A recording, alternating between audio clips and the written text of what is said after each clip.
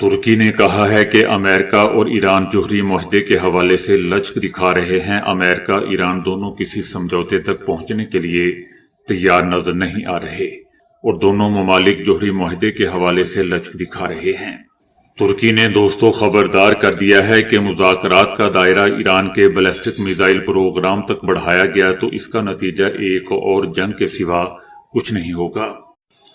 White house میں اسرائیل کے وزیر اعظم نیتن یاہو نے امریکی صدر ٹرمپ سے ملاقات کی ہے۔ ملاقات کے بعد صدر ٹرمپ کا کہنا تھا کہ نیتن یاہو کے ساتھ ملاقات کسی خاص نتیجے پر ختم نہیں ہو سکی، البتہ ایران سے مذاکرات جاری رہنے پر اتفاق ہوا تاکہ دیکھا جا سکے کہ ایران کے ساتھ کوئی معاہدہ طے پا سکتا بھی ہے یا نہیں۔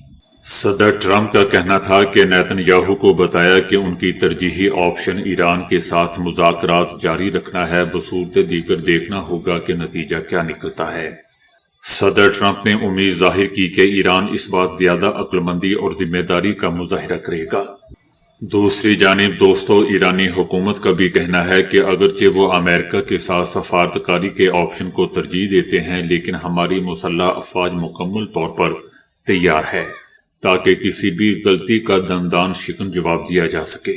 یاد رہے کہ صدر ٹرمپ کی جانب سے ایران کے ساتھ مذاکرات کو ترجیح دینے کا دعویٰ ایسے وقت میں سامنے آیا جب گزشتہ سال جون میں ایران اور امریکہ کے درمیان عمان میں جوہری معاہدے کے حوالے سے مذاکرات کے چھٹے دور کا انعقاد طے تھا، مگر صہیونی رجیم نے امریکہ سے اجازت لے کر ایران پر حملہ کر دیا۔ بعد میں امریکی حکومت کے اعتراف سے یہ بات سامنے آئی کہ ایران اور امریکہ کے درمیان مذاکرات کے دوران ہی صہیونی فوج امریکی حکومت کے ساتھ ایران پر کارروائی کی ہم آہنگی کر رہی تھی، منافقت کر رہی تھی۔ اس کو ہم آہنگی نہیں بلکہ منافقت کہنا چاہیے۔ نیتن یاہو نے کہا ہے کہ میں امریکہ کو مذاکرات کا اپنا مطلوبہ ڈھانچہ پیش کرنے کی کوشش کر رہا ہوں۔ ایرانی جوہری پروگرام کو مفلوج کرنے کے علاوہ نیتن یاہو ایران کی میزائل پاور میں نمایاں کمی اور اس کے مزاحمتی محاذ کے لیے ایران کی حمایت میں کمی کا بھی خواہش مند ہے، جبکہ ایران بارہا اعلان کر چکا ہے کہ وہ اپنے میزائل پروگرام پر کبھی سمجھوتہ نہ کرے گا۔ اس بارے میں ماہرین کا بھی خیال ہے کہ اپنے دورہ امریکہ کے دوران ایرانی میزائل پروگرام کو مذاکرات میں شامل کرنے کے لیے صدر ٹرمپ پر اس کی طرف سے دباؤ ڈالا جائے گا۔ اسرائیلی میڈیا کا بھی کہنا ہے کہ نیتن یاہو ایران کے ساتھ کسی بھی امریکی معاہدے میں ایران کے خلاف فوجی حملوں میں اسرائیل کی آزادی کو برقرار رکھنا چاہتا ہے۔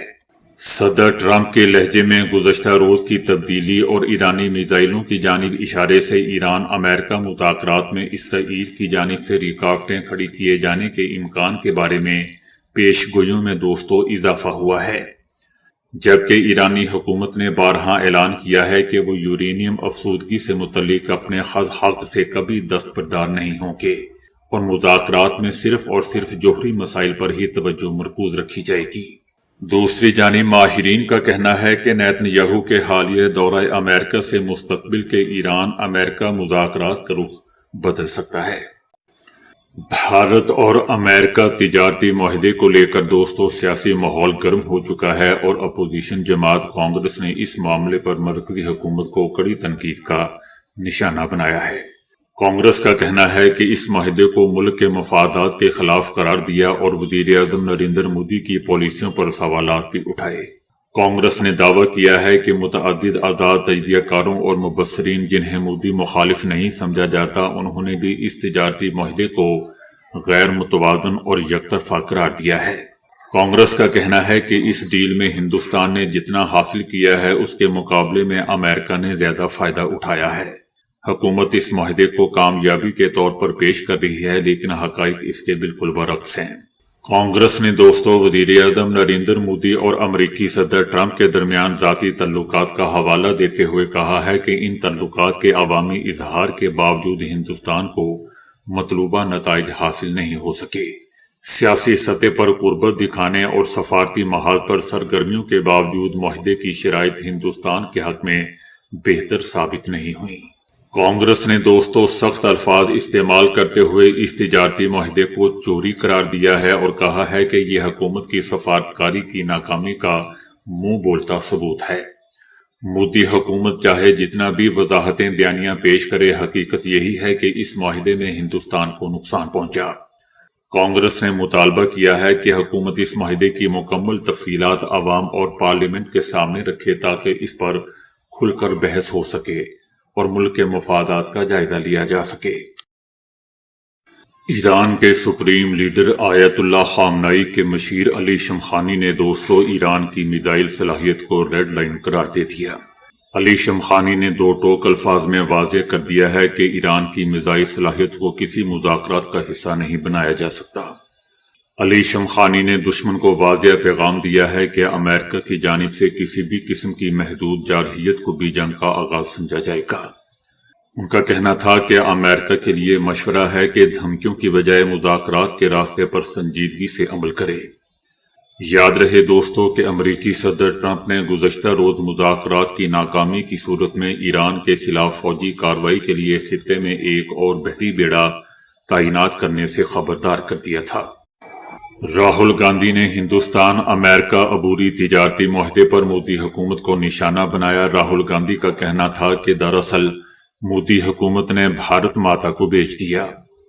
ان کا کہنا تھا کہ حکومت نے خود تسلیم کر لیا ہے کہ دنیا ایک عالمی طوفان کا سامنا کر رہی ہے جس میں ایک سپر پاور کا دور ختم ہو رہا ہے۔ جغرافیائی سیاسی تنازعات بڑھ رہے ہیں اور توانائی اور مالیات ہتھیار بن چکے ہیں۔ راہل گاندھی نے الزام لگایا کہ اس سچائی کو تسلیم کرنے کے باوجود حکومت نے امریکہ کو توانائی اور مالیاتی نظام کو اس طرح ہتھیار بنانے کی اجازت دی کہ جس کا اثر ہندوستان پر پڑ رہا ہے۔ راہل گاندھی کا کہنا ہے کہ جب امریکہ کہتا ہے کہ ہندوستان کسی خاص ملک سے تیل نہیں خرید سکتا تو اس کا مطلب یہ ہے کہ ہماری توانائی کی حفاظت کا فیصلہ باہر سے کیا جا رہا ہے، کہ توانائی کو ہی ہمارے خلاف ہتھیار بنایا جا رہا ہے۔ راہل گاندھی نے مودی سے پوچھا کہ کیا حکومت کو اس پر کوئی شرمندگی بھی ہے یا نہیں کہ بے شرم ہو چکی ہے۔ راہل گاندھی کا کہنا تھا کہ مودی کی آنکھوں میں خوف صاف نظر آ رہا ہے۔ راہل گاندھی نے اس صورتحال کو مضحکہ خیز قرار دیتے ہوئے الزام لگایا کہ ہندوستان بدلے میں کوئی پختہ وعدہ کیے بغیر ہر سال درآمدات میں تقریباً $100 بلین کا اضافہ کرنے کا وعدہ کر چکا ہے۔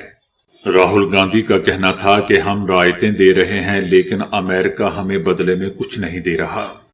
نیٹو میں امریکی نمائندے میتھیو واٹیکر نے یورپی اتحادیوں کو بچوں سے تشبیہ دی کہ جو بالآخر والدین کے سائے سے نکل کر خود ذمہ دار بننا سیکھتے ہیں۔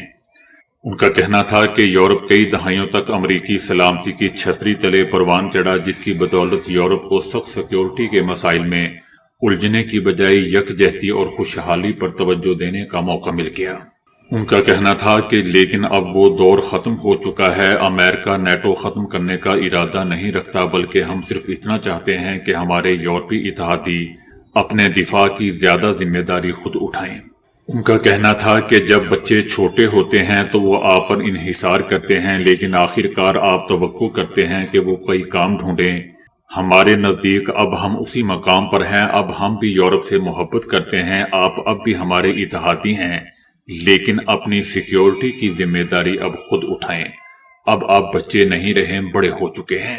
دوستو یاد رہے کہ ٹرمپ کی حکومت کچھ اسی طرح کی باتیں اپنے پہلے دور حکومت میں بھی کر چکی ہے کہ وہ یورپی اتحادیوں سے تھوڑا فاصلہ لینا چاہتے ہیں تاکہ اپنی توجہ چینیوں سے اپنی سرزمین کے دفاع پر مرکوز کر سکیں۔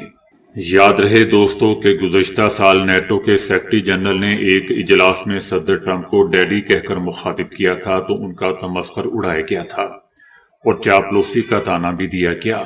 تاہم صدر ٹرمپ نے بظاہر اس تشبیہ سے بہت خوش ہوئے تھے اور صحافیوں سے کہا تھا کہ یہ اس بات کی علامت ہے کہ یہ لوگ انہیں پسند کرتے ہیں۔ انہوں نے ہنستے ہوئے کہا کہ میرے خیال میں وہ مجھے پسند کرتے ہیں، اگر نہیں تو میں واپس آ کر انہیں زوردار تھپڑ ماروں گا۔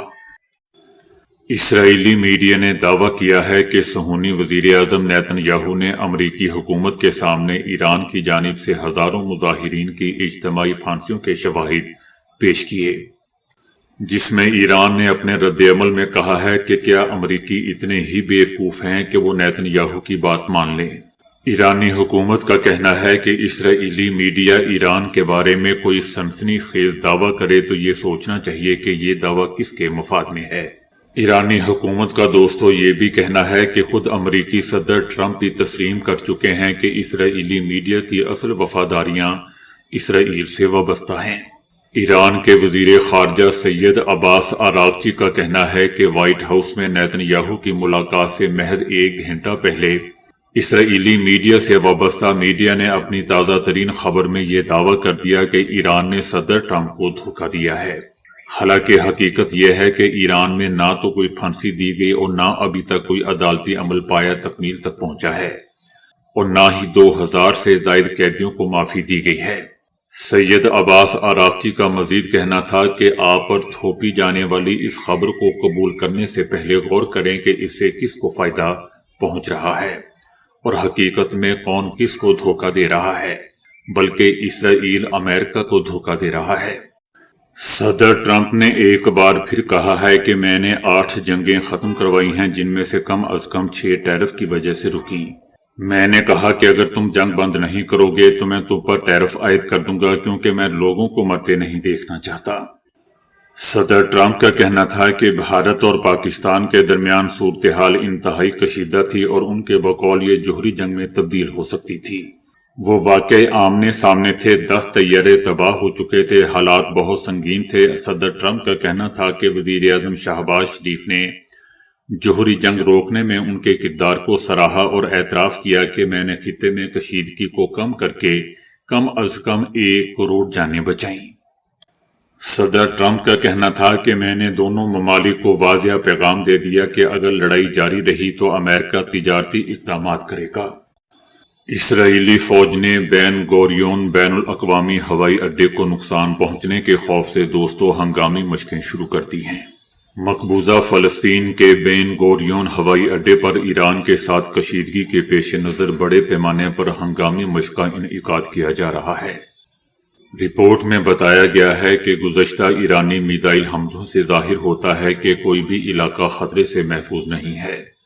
یہ مشق بہت سے منظرناموں کے لیے تیاری کا مظاہرہ کرنے کے لیے منعقد کی گئی ہے، جن میں سب سے زیادہ سنگین حالات میں بھی شامل ہیں، کیونکہ غیر ملکی ایئر لائنز آہستہ آہستہ اسرائیل کے لیے اپنی پروازیں دوبارہ شروع کر رہی ہے۔ خصوصی دستوں نے ہنگامی صورتحال میں ہوائی جہاز کے ذریعے دستوں کو ہوائی اڈے پر روانہ کرنے کی بھی مشق کی۔